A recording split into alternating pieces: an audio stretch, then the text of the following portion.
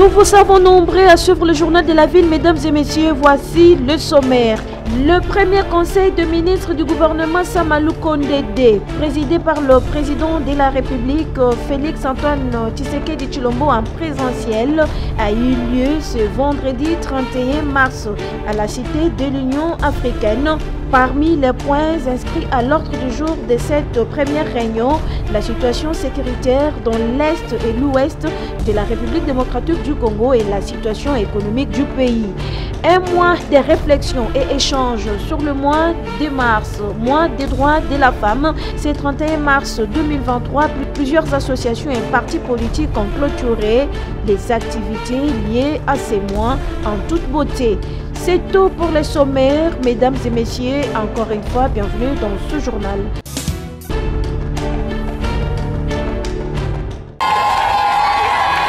Le mois de mars, mois dédié à la commémoration de la défense des droits de la femme, s'est clôturé en beauté le jeudi 30 mars au village Kimpoko, dans la commune de Lansele.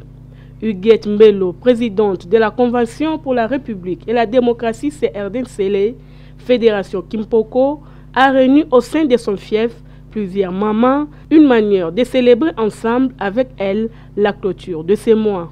Cette activité a connu la présence de plusieurs cadres de la CRD, parti cher à l'honorable président de l'Assemblée nationale, Christophe Mbosso Kodia, à l'instar de la présidente de la CRD, Fédération Kimbanseke, Germaine Kayeye. Dans son allocution, la dame de fer de Kimpoko a sensibilisé les femmes sur l'autoprise en charge. Celles-ci ne doivent pas se résumer seulement au port d'épargne et aux tâches ménagères. La présidente Huguette Mbelo a en outre invité les mamans de Kimpoko à adhérer en masse au sein du parti CRD afin de bénéficier de plusieurs formations gratuites.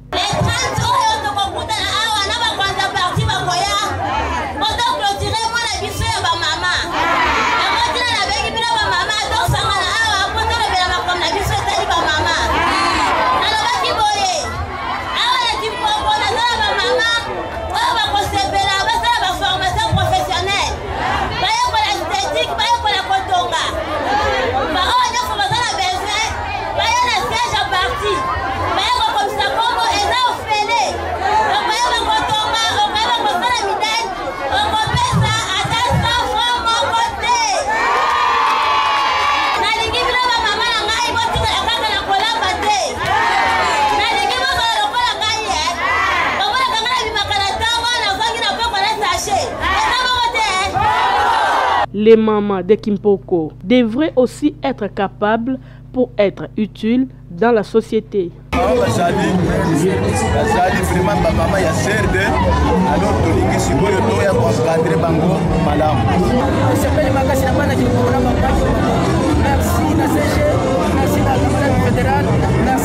La présidente Huguette Mbelo et la fédération CRD de Kimpoko s'alignent derrière son président national, l'honorable président Christophe Mbosso, et ne souhaite qu'une seule chose, donner un deuxième mandat au président Félix Antoine Tshisekedi Tshilombo aux prochaines élections attendues au pays.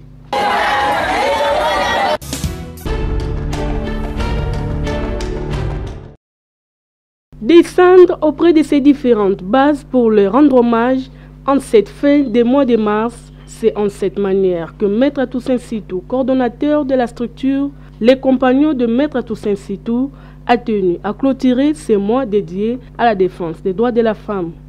Ce vendredi 31 mars 2023, l'homme de terrain Maître Toussaint Sitou a débuté sa ronde au pont Moleka où il a visité sa base constituée des vendeuses de charbon.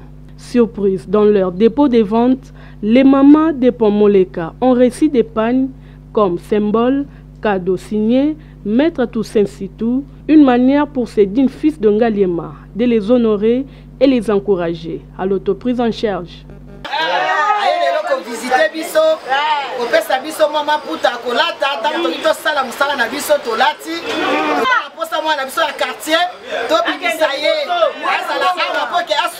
Après les ponts Moleka, les coordonnateurs de la structure, les compagnons de Maître Toussaint Sitou, a pris la direction de la paroisse Notre-Dame de l'Annonciation où un accueil chaleureux lui a été réservé par les mamans qui avaient pris d'assaut cette paroisse.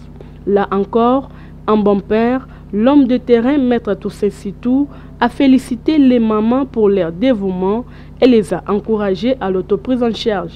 Maître Toussaint Sitou les a offert des pagnes comme symbole. Jubilé ensemble avec les mamans, toutes les mamans de mon quartier, de ma famille, de ma paroisse, parce qu'il a fallu en finir ce mois de la femme avec un petit symbole.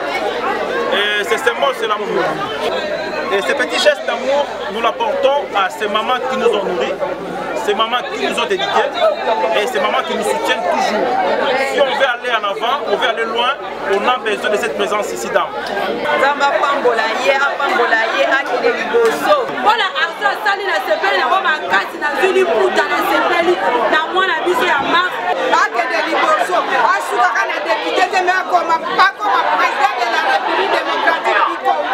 Partout où il est passé, Maître Toussaint Sitou, coordonnateur de la structure qui porte son nom, a également sensibilisé les mamans aux prochaines élections, voté utile et accordé un second mandat à Félix Tshisekedi Tshilombo.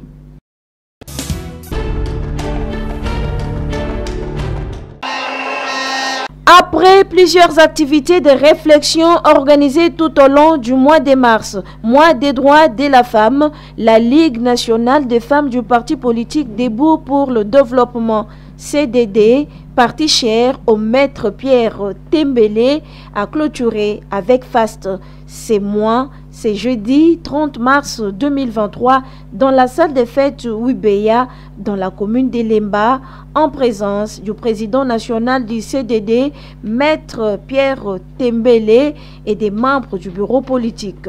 Présente à cette cérémonie, la représentante du ministre du Genre, Famille et Enfants a sensibilisé les femmes du CDD sur le rôle qu'elles ont à jouer dans le développement et la recherche de la paix.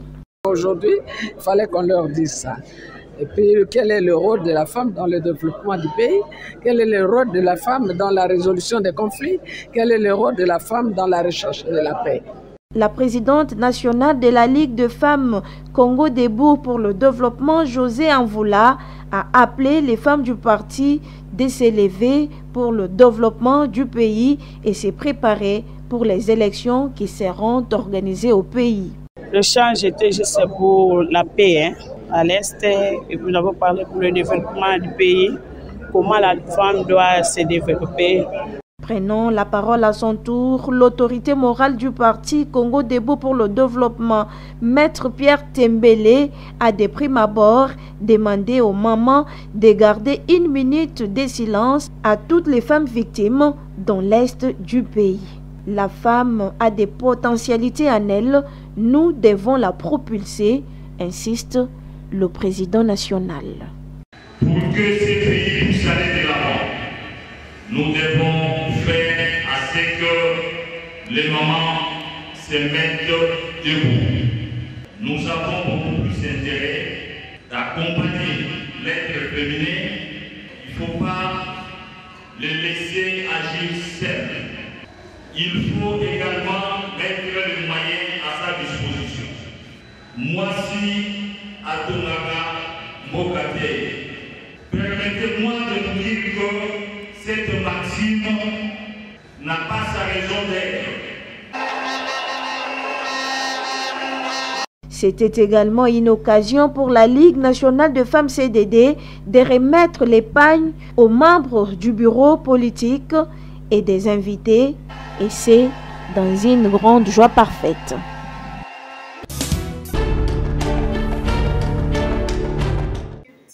Il y a beaucoup d'élections syndicales. Les femmes syndicalistes affiliées à la Confédération démocratique du travail CDT ont clôturé en toute beauté les mois de mars, mois des droits de la femme. C'est vendredi 31 mars 2023 au lycée Sainte-Germaine d'Indjili.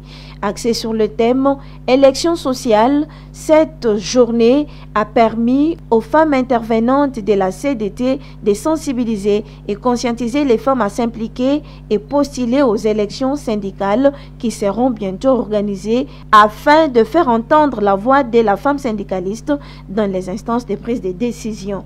Gisèle Banga est secrétaire générale des femmes de la CDT. Nous voulons que nous ayons des femmes au poste de prise de décision.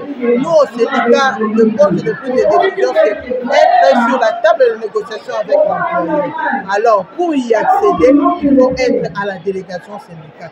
C'est pour ça que nous mobilisons des femmes à postuler massivement au moment des élections syndicales pour briguer le poste de la présidence et pour mieux défendre leurs droits. Présent à cette activité pour soutenir les femmes syndicalistes, les camarades Godefroy Matondo, secrétaire général de la CDT FEPEST. Nous avons voulu à ce que les mamans ou les camarades femmes puissent s'approprier de ce thème qui est le terme national et puis international, que les femmes enseignantes comprennent ce thème et qu'ils le mettent vraiment en pratique. Les femmes syndicalistes doivent participer activement aux élections sociales, ainsi pour le bien-être des travailleurs. Vous allez parler avec un secrétaire général, elle aussi secrétaire général. Après hymne national. Clôture du mois de mars, mois des droits de la femme, c'est vendredi 31 mars 2023 à l'espace Afromosia à Makampagne par la fondation Omokoko, dirigée par Angèle Akati Omokoko, qui a réuni une centaine de femmes autour du thème « L'éducation numérique inclusive, priorité pour autonomiser la femme ». Deux intervenantes ont échangé et partagé leurs expériences avec les autres femmes. La star de la chanson gospel Mama Lydia, qui a partagé son expérience sur l'autonomisation, et Yeyette, qui a exposé sur l'éducation numérique. S'en est suivi des expositions des réalisations des femmes de la fondation Omokoko.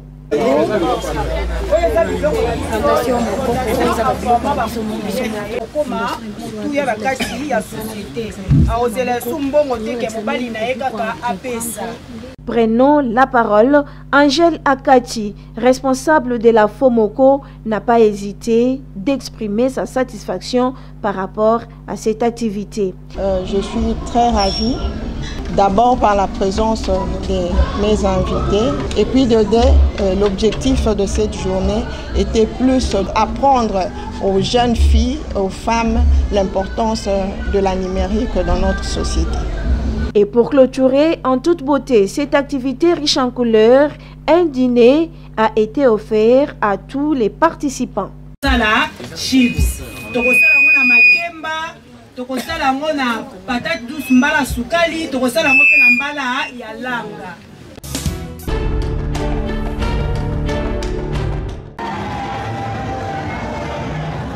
C'était un moment de joie ce jeudi 30 mars 2023 à Mikondo, à la paroisse Maria Mama Wabosawa, où la fondation Kati Kalanga Kasesula a partagé le peu qu'elle a avec les nécessiteux de cette paroisse, et c'est après une messe de prière demandée en leur faveur par la fondation, messe dite par l'abbé curé Luc Zola. C'est pour donner du sourire aux lèvres aux nécessiteux que la FOCA a fait ces gestes. Riz, sucre, boîtes de conserve, jus, les cahiers et savons ont été remis aux mamans et aux papas pour passer bien leur journée, et c'est à leur grande satisfaction.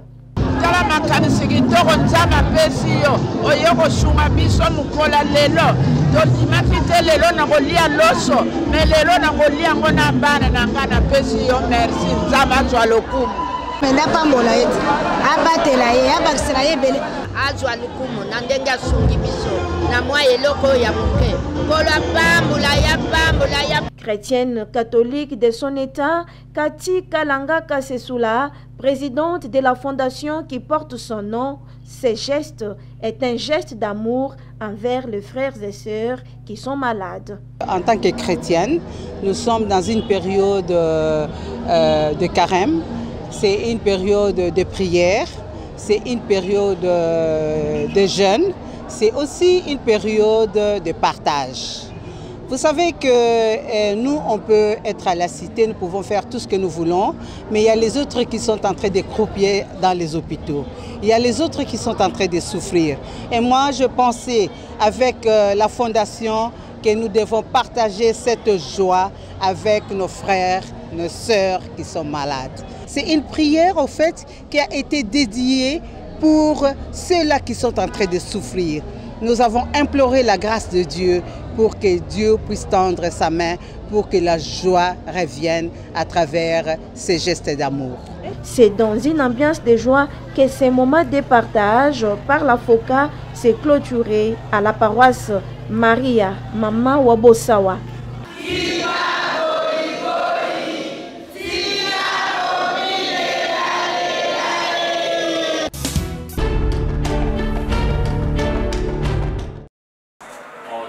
Les membres de réseaux et organisations de la société civile des luttes anti-tabac et autres toxicomanies de la République démocratique du Congo se sont réunis le jeudi 30 mars au sein du siège de l'Alliance congolaise pour le contrôle du tabac, ACCT en sigle.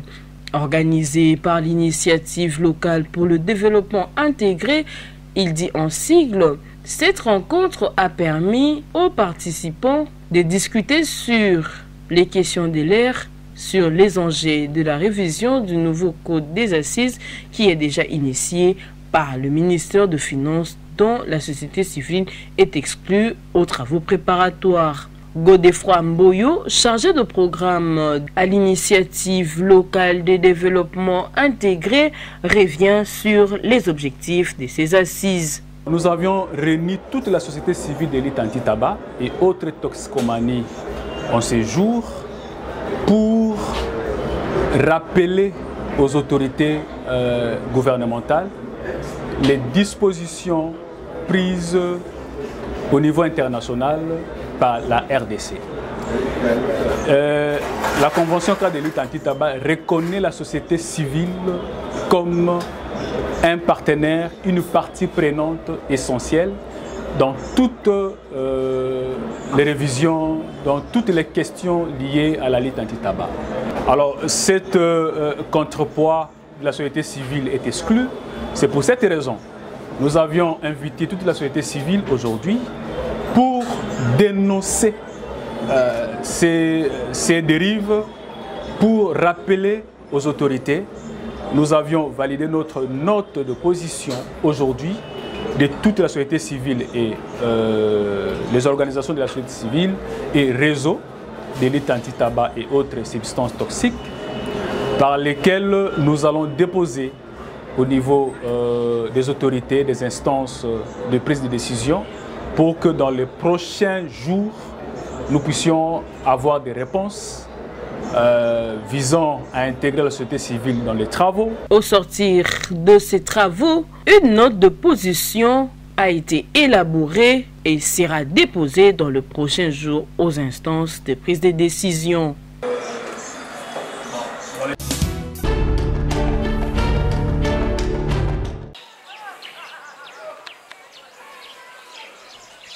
Nous sommes au quartier Mama Mobutu, dans la commune de Mongafula, où les habitants de ces quartiers ont construit anarchiquement des maisons aux abords du collecteur construit par les Chinois pour conduire les eaux de pluie afin d'éviter l'érosion qui avait détruit plus de 7 villas et des pertes en vies humaines il y a de cela 3 ans passés.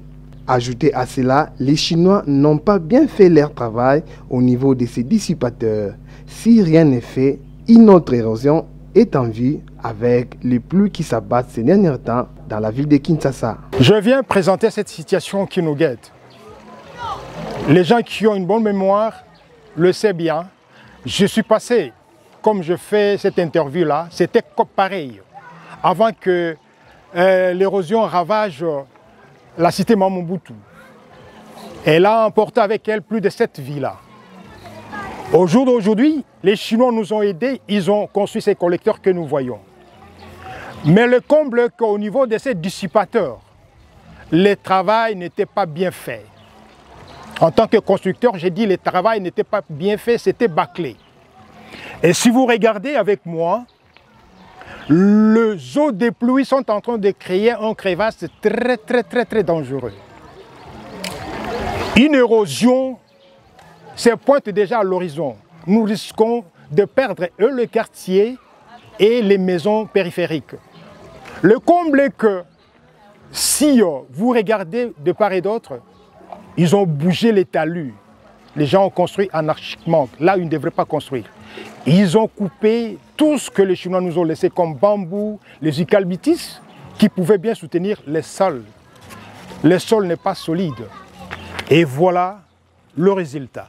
Clément Moboti, notable de ces quartiers, interpelle les autorités afin de leur venir en aide avant que le pire n'arrive.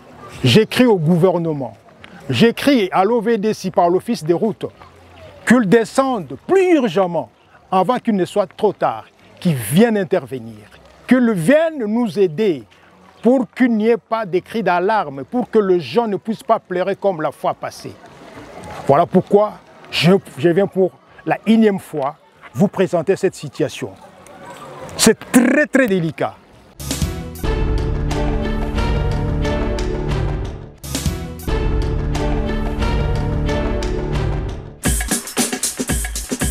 Nous sommes arrivés à la fin de ce journal de la ville, mesdames et messieurs.